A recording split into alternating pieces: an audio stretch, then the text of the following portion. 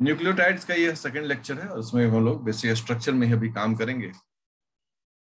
अभी छोटी छोटी चीजों को हम लोग ध्यान से सीखेंगे। ये हैंड्स ऑन वर्क है, मतलब कि आपको स्ट्रक्चरल प्रैक्टिसेस करना होंगे। जो प्रीवियस लेक्चर था उसमें हम लोगों ने adenine, guanine, cytosine, uracil, thymine, इन सब का स्ट्रक्चर देखा था। अगर हम ब्रीफ करें तो कैसे स्ट्रक्चर एक बार होता है, एक बार इसको हम जस्ट आपके साथ डिस्कस कर दे रहे हैं। ठीक है, अगर यहाँ पर दोनों जगहों पर कीटोन हो जाए, यहाँ पर हाइड्रोजन, यहाँ पर मिथाइल, ठीक है, 1 2 3 4 5 6, ये हो जाता है थायमीन। इसे मिथाइल की जगह हाइड्रोजन हो जाए तो हो जाएगा यूरासिल। अब यहाँ पर कुछ नहीं, जहां पर कुछ नहीं दिखाया जा रहा वहां पर हाइड्रोजन होता है। अगर आप देखें तो सिमिलर लुक अलाइक स्ट्रक्चर है, यहाँ पर भी हाइड्रोजन है। और चलिए हम हाइड्रोजन लिख ही देते हैं। यहाँ पर भी 1 2 3 4 5 6, और ये हो गया यूरासिल। जबकि साइटोसिन में जब हम देखते हैं तो साइटोसिन में थोड़ा पिक्चर बदला रहता है। यहाँ पर 4th पोजीशन पर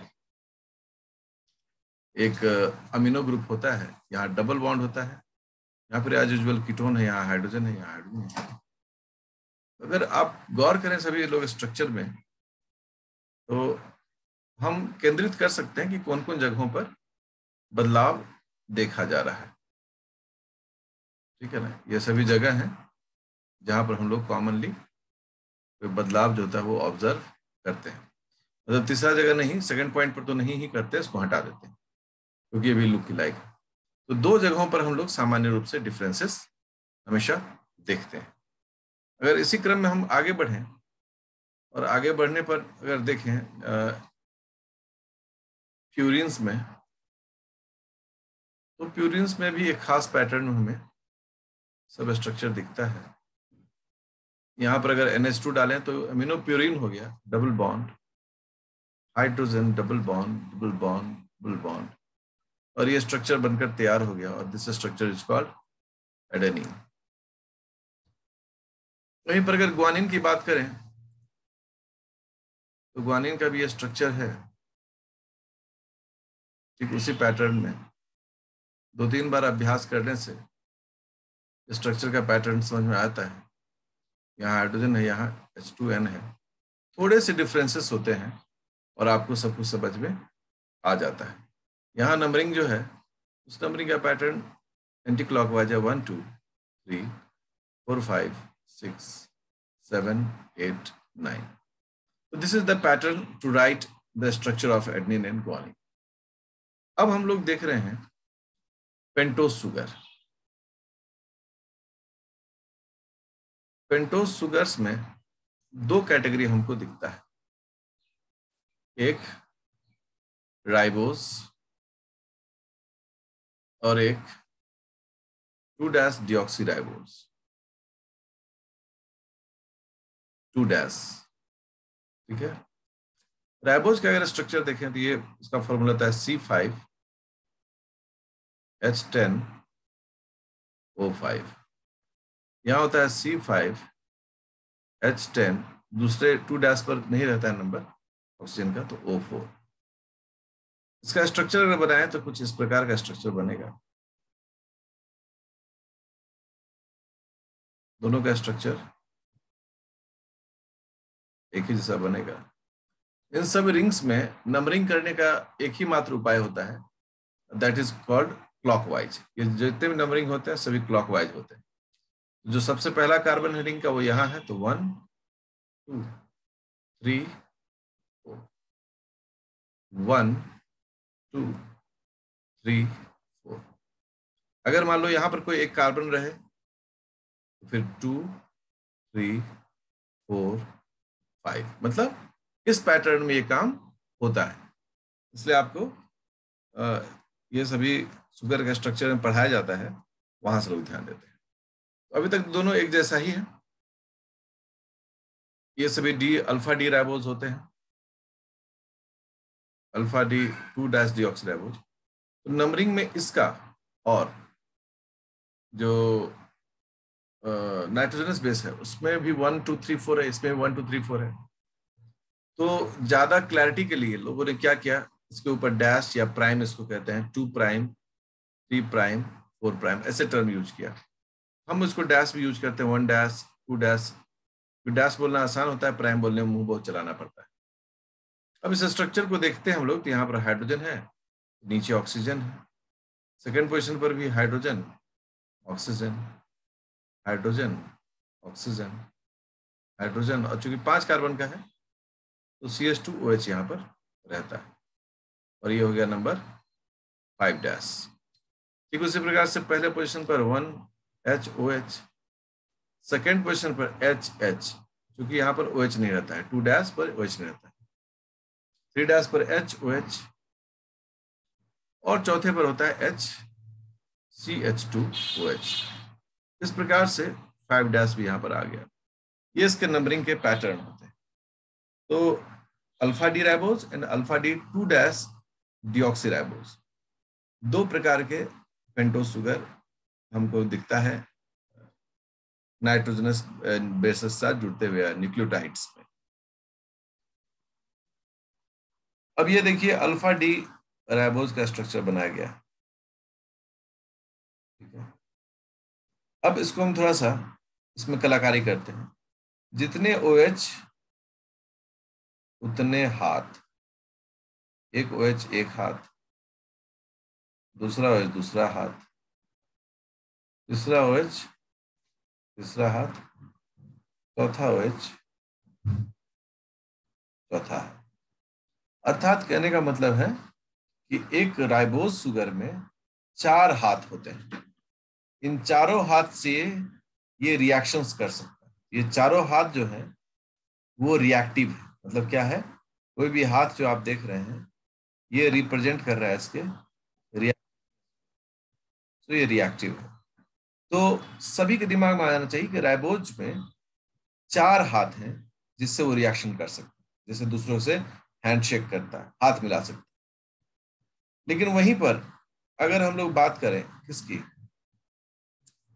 डीऑक्सीराइबोज की, 2' डीऑक्सीराइबोज की, तो यहाँ पर पिक्चर बदल जाता है। और वो क्या है, एक हाथ जो है वो गायब हो जाता है। क्यों गायब हो जाता है, क्योंकि वहां पर O तो अब है नहीं। तो डीऑक्सीराइबोज में क्या हो गया, 3 ही रिएक्टिव हैंड्स हैं। तो राइबोज जो है वो चतुर्भुज है, 4 भुजाधारी है, 4 हाथ वाला है। और डीऑक्सीराइबोज जो है वो त्रिभुज है, मतलब 3 भुजाधारी है, उसमें 3 हाथ हैं, 3 तरह से वो रिएक्ट कर सकता है।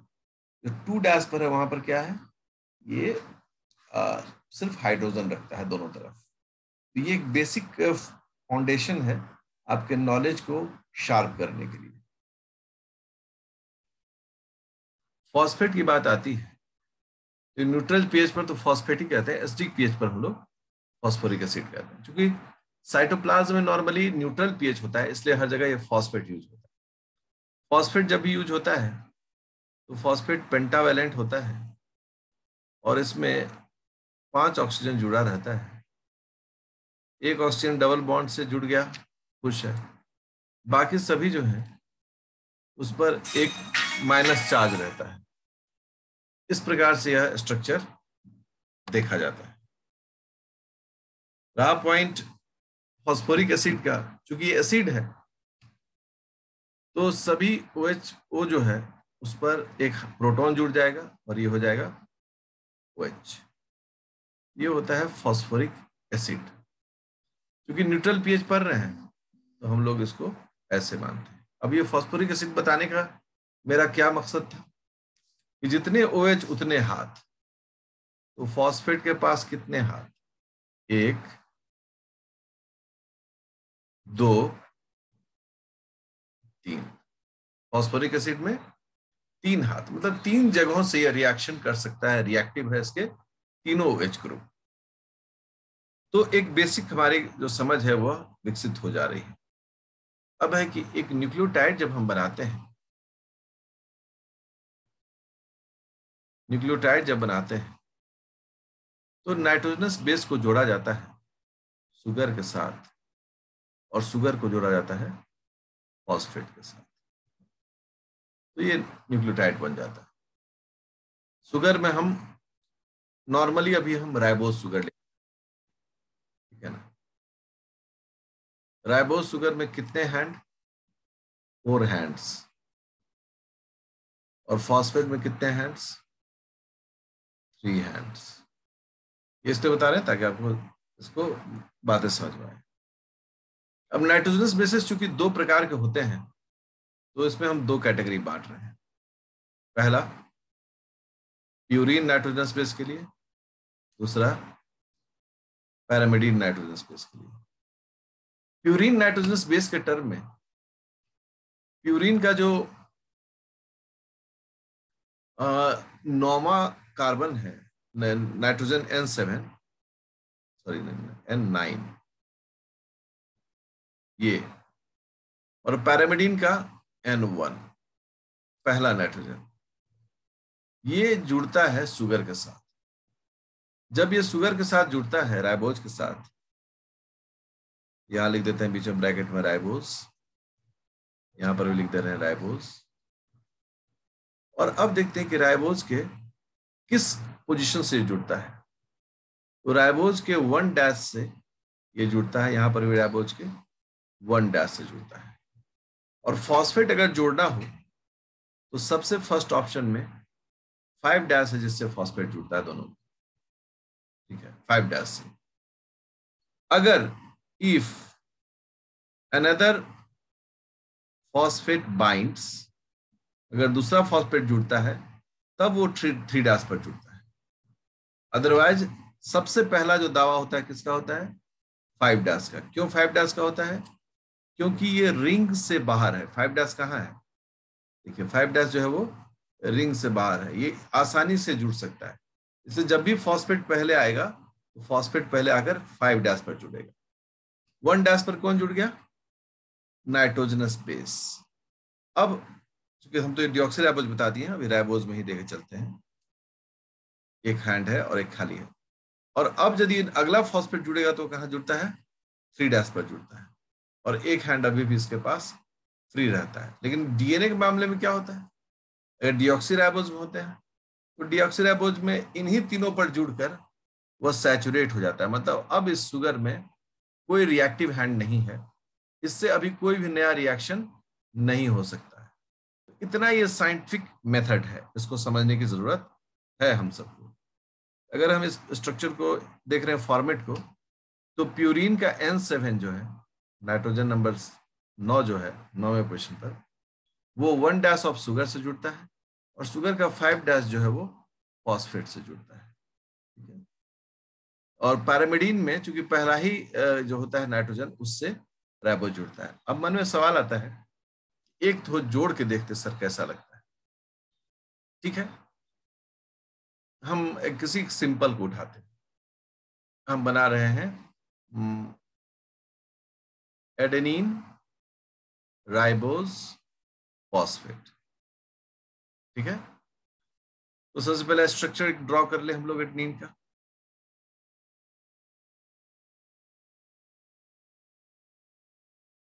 ठीक है, देखिए मेरे साथ आप भी स्ट्रक्चर ड्रॉ करें, अपने अभ्यास को ताकतवर बनाएं।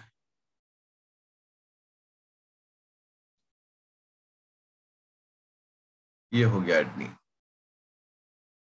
हमको कौन सा नंबर का इसमें यूज करना है, उसको हम लोकेट करते हैं नंबर 9। और यहाँ पर एक हाइड्रोजन है, तो हमको जिस नंबर की जरूरत है हम उसी को लेते हैं। अब दूसरा जो मॉलिक्यूल है इसका, वो है राइबोज। राइबोज में 1 डैश पर जुड़ेगा तो उल्टा हमको स्ट्रक्चर से बनाना पड़ेगा, ठीक है ना। तो अगर हम इसको बनाएं, थोड़ा सा हम ऐसे बना देते हैं कि आपके लिए आसान हो जोड़ना। तो देखिए इसे उलट के हम बना दिए। अब पहला हम थोड़ा इसको नीचे और ले आते हैं, ठीक है ना, स्पेस देते हैं।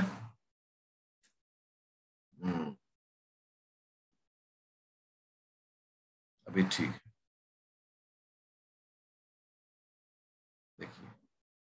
ये OH हो गया। बाकी हमको बहुत जरूरत तो है नहीं, इसको ले लेते हैं, लेकिन कर ही देते हैं, तो आप बोलिएगा कि बाकी OH कहाँ गया। ठीक है, ये आ गया। और रहा फॉस्फेट, तो जो रिएक्टिव मोड में है वो है बाकी पर नेगेटिव चार्ज। जो फॉस्फेट का ऑक्सीजन OH ग्रुप रिएक्ट करेगा उसमें ही सिर्फ OH रहेगा, बाकी न्यूट्रल pH पर वैसा ही रहता है। अब आप देखें और गौर करें कि ये तमाम रिएक्शंस जो हैं वो हो कैसे। देखिए, ये हाइड्रोजन और ये OH मिलकर बाहर, ये OH मिलकर बाहर, पहला। हम थोड़ा सा इसको ये कर देते हैं, शेडेड कर देते हैं, तो आपको देखने में और भी अच्छा लगेगा। ये नाइट्रोजन और ये OH, ये N9 का, और 1' जो है, 1' का ये है ना, 1', ये 5', ये OH। और दूसरा कहाँ का है? दूसरा है कि ये H और ये OH,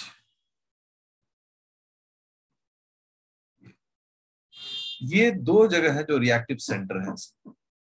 दोनों जगह क्या है इसके? Reactive centre. और अब क्या है कि ये जो ऑक्सीजन होता है, ये जो नाइट्रोजन होता है, इस पर जो लोन पेयर इलेक्ट्रॉन होता है वो न्यूक्लियोफाइल अटैक करता है कार्बन के न्यूक्लियस पर और उसको तोड़कर बाहर ले जाता है। और ये जो है इस ऑक्सीजन पर जो लोन पेयर इलेक्ट्रॉन है, ये न्यूक्लियोफाइल अटैक करता है इस फॉस्फेट पर और इसको तोड़कर ले जाता है। ये अटैक करता है इस कार्बन पर, कार्बन नंबर 1' पर, OH को तोड़कर ले जाता है।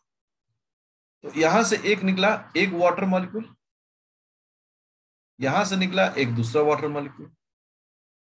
जो रिएक्शन का फंडामेंटल है वह है न्यूक्लियोफिलिक अटैक।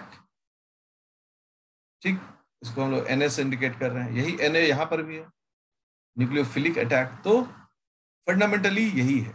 अब यदि हम इसको अगले स्टेप में देखें और इन सबको हटा दें यहां से, ये देखिए ऐसे ऐसे, और ये ओके, तुम मत जाओ, ठीक है। तो अब ये आपस में जुड़ जाएंगे तो क्या हो गया कि ये नाइट्रोजन जो है वो कार्बन नंबर 1 से जुड़ गया, 5' का जो है वो अब सीधे फॉस्फेट से जुड़ गया। जैसे ये घटना हुई, इस पूरे स्ट्रक्चर को हम लोग क्या कहते हैं? न्यूक्लियोटाइड। ये जो बॉन्ड बना उसको हम लोग कहते हैं N glycosidic bond. This is called N glycosidic bond. कई जगह पर इसको ऐसे भी लिखते हैं लोग, N9 तीर का निशान, C1', ठीक है। अब हम इसको N9 को हटा देते हैं, ठीक है ना, इसको हम फ्रेश लिख दे रहे हैं। तीर का निशान 1' N ग्लाइकोसिडिक लिंकेज या बॉन्ड, ये हो गया 9 1' न्यूक्लियोफिल अटैक कौन कर रहा है? 9, ये N जो है वो कर रहा है तीर का निशान। और यहां पर क्या होगा? ये हो गया 5' फॉस्फो डाइस्टर बॉन्ड। इस प्रकार से एक न्यूक्लियोटाइड में दो हमें बॉन्ड्स मिलते हैं। एक तो मिलता है ग्लाइकोसिडिक बॉन्ड या ग्लाइकोसिडिक लिंकेज, और दूसरा फॉस्फोडाइस्टर बॉन्ड। और इस प्रकार से एक न्यूक्लियोटाइड जो है वो तैयार हो जाता है। यहां पर थायमीन, राइबोज और फॉस्फेट को जोड़ा जा रहा है, एक फॉस्फेट। तो ये जो स्ट्रक्चर है थायमीन का है, इसमें N1 जो है इस पर हाइड्रोजन है, और वो 1' फॉस्फेट जो है उसके साथ ये रिएक्ट करेगा एंजाइम के प्रेजेंस में और टूट जाएगा वाटर मॉलिक्यूल में। ठीक उसी प्रकार से 5' पर जो OH है उसका ऑक्सीजन न्यूक्लियोफिलिक अटैक करेगा और फॉस्फेट को OH को तोड़कर बाहर निकाल देगा।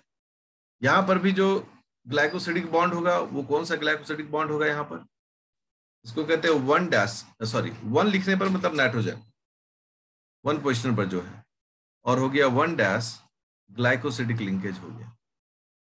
और यहाँ पर जो कहे उसको हम लोग कहे 5 फॉस्फोडाइस्टर बॉन्ड, और ये यहाँ पर इस तरीके से ये जो बन गया वो बन गया थाइमोसाइन मोनोफॉस्फेट।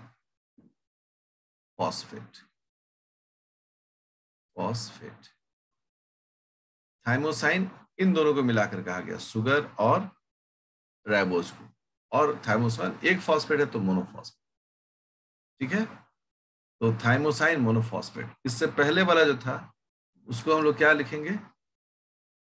Adenosine monophosphate. तो ये सभी जो है स्ट्रक्चरल पिक्युलिटीज है। आप लोग को कुछ अपने लिए भी काम करना चाहिए। आपको खुद से guanine ribose phosphate, uracil ribose phosphate and cytosine ribose phosphate बनाना चाहिए। साथ ही साथ आप चाहें तो इसमें और भी मतलब डिफरेंट टेस्टिंग कर सकते हैं इसमें। अभी तो चूंकि हम न्यूक्लियोटाइड बना रहे हैं, एक एक करके बना रहे हैं, तो आप जितने भी देख रहे हैं ये सभी सिंगल न्यूक्लियोटाइड्स हैं। और राइबोज है या डिऑक्सी राइबोज है, उसके लिए भी लिखने का पैटर्न है। किसी भी न्यूक्लियोटाइड में अगर पहले डी लिख दिया जाए, ठीक है, तो इसका मतलब उसमें ये डी जो है रिप्रेजेंट करता है डिऑक्सी राइबोज। अगर नॉर्मली हम किसी न्यूक्लियोटाइड से हमने एटीपी लिख दिया, इसमें राइबोज होगा, लेकिन हमने अगर डी एटीपी लिख दिया, इसमें डिऑक्सी राइबोज होगा। तो ये सभी लिखने के ट्रेंड्स इसलिए बनाए गए ताकि विद्यार्थी को ज्यादा से ज्यादा सहूलियत हो इस पूरे स्ट्रक्चर को समझने में। देखिए, न्यूक्लियोटाइड्स कई प्रकार के होते हैं।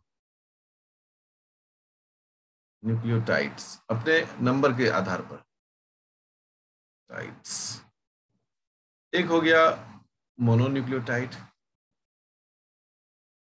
कोई हो जाएगा डाइन्यूक्लियोटाइड। इसी तरह से क्रम करते हुए में 5 से जैसे बाहर होता है, that is called polynucleotide. Nucleotides इन सब के एग्जाम्पल हैं, कुछ पॉपुलर एग्जाम्पल्स। पॉलीन्यूक्लियोटाइड्स में आ जाता है डीएनए, आरएनए।